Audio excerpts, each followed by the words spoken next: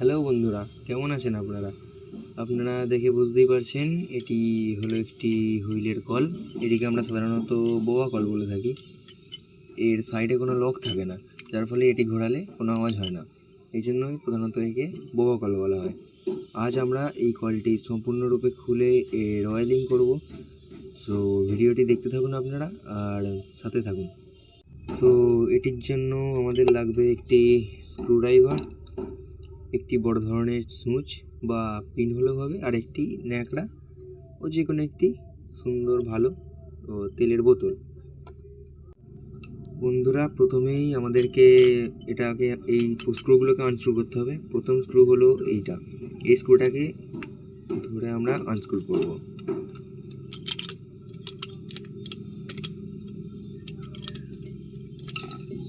এই স্ক্রুগুলো আপনাদের ভালোভাবে রেখে দিতে হবে যাতে এগুলো না হারিয়ে যায়, ঠিক আছে? তো আমি এটাকে সাইডে রেখে দিলাম। এইভাবে আপনাদের এভাবেই আপনাদের এপারের এবং এপারের সব স্ক্রুকেই আনস্ক্রু করে ফেলতে হবে। সো আপনাদের সাথে আমার দেখা হচ্ছে সব স্ক্রুগুলি আনস্ক্রু করার পর। বন্ধুরা, আমি দেখতেই পাচ্ছেন আপনারা, আমি এইটার মধ্যে থেকে সব স্ক্রুগুলি আনস্ক্রু করে নিয়েছি। স্ক্রুগুলি আমি সাইডে রাখলাম।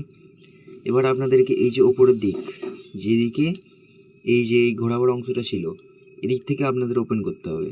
এটাকে যখন আপনি খুলবেন দেখবেন সাইড থেকে এদিকে তিনটে জিনিস, এদিকে এবার মাঝখানে এটাকে তুলবেন।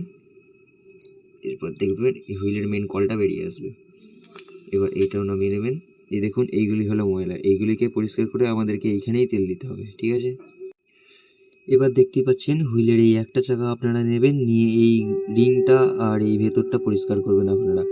গুনছুস দিয়ে একটি ন্যাকড়া এরম চেপে ধরে এভাবে ঘুরিয়ে ঘুরিয়ে আপনাদের পরিষ্কার করতে হবে।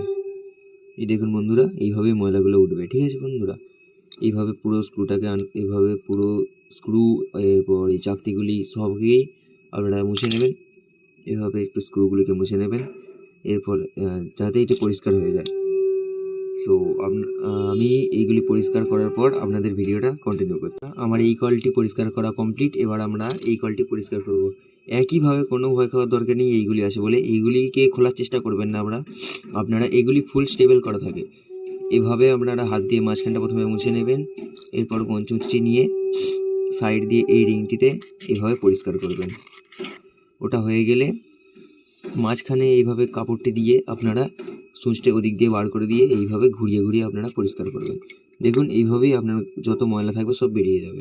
দুটি রিং পরিষ্কার করা হয়ে গেলে আপনারা মেন কলটি নেবেন। কল নিয়ে প্রথমে এই দুদিক পরিষ্কার করবেন কলের, যেদিক দুদিকে ময়ের রিংটা ঘোরে। এরপর চাকতিগুলিকে এইভাবে একটু মুছে দেবেন, যার ফলে কোনো ধুলো ফুলো লেগে থাকলে সেগুলি উঠে যায়। এগুলি হয়ে গেলে এই সবকটিকে আপনারা একটু করে মুছে নেবেন। আমিও এইগুলিকে একটু ন্যাকড়া দিয়ে মুছে নিচ্ছি। আপনারা এটি শুকনো কাপড় বা ভিজে কাপড় যে কোনো উপায়তেই মুছতে পারেন। একটু তেল ব্যবহার করে মুছবেন, তো বেশি শাইন দেবে, কলটি দেখতেও নতুন লাগবে। সো বন্ধুরা, কলটিকে মোছা আমার ডান। এবার এই কলটিকে আমরা অ্যাসেম্বল করব। সো বন্ধুরা, কলটিকে এবার অ্যাসেম্বল করার জন্য আপনাদের প্রথমেই যে কাজটি করতে হবে সেটি হলো গিয়ে এই যে অংশটি, এই অংশটিকে প্রথমে হুইলের এই দুটি অংশের সাথে এইভাবে ম্যাচ করাতে হবে।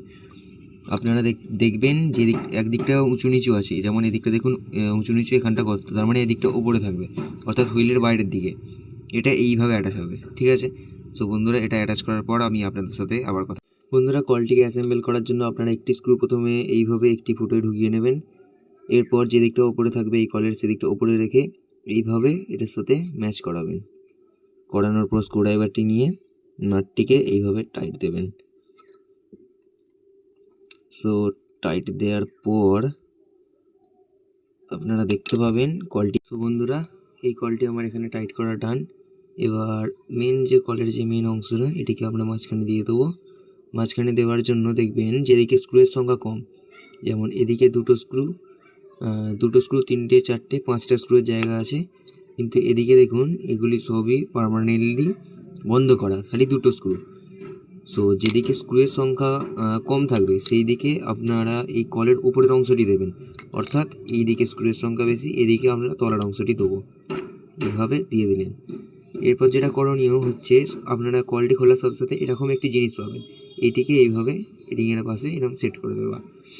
এরপর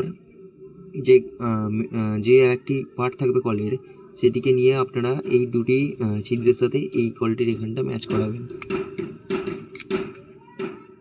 ম্যাচ করানো হয়ে গেলে হাতে করে একটু চাপ দিয়ে ধরবেন। ধরার পর এই যে পিলারটা যেটা ফ্রি হয়ে ঘোরে, এই পিলারটা আপনারা এই যে এখানে একটি বড় ছিদ্র আছে, এই ছিদ্রটা এবং ওপরে একটা থাকার কথা, হ্যাঁ দেখুন এখানে দেখতে পাবেন এই ছিদ্র, এই দুটি ছিদ্রে এইভাবে ঢুকিয়ে দেবেন।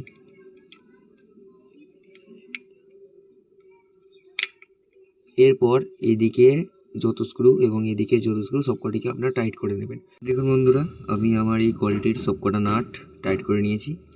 এবার আপনাদের এই একটি তেলের বোতল নিয়ে তেলের মুখটি খুলে, যে কোনো নারকেল তেল নিতে পারেন, এই কলের দুপাশে দিয়ে দিতে হবে। আমিও দিয়ে দিচ্ছি।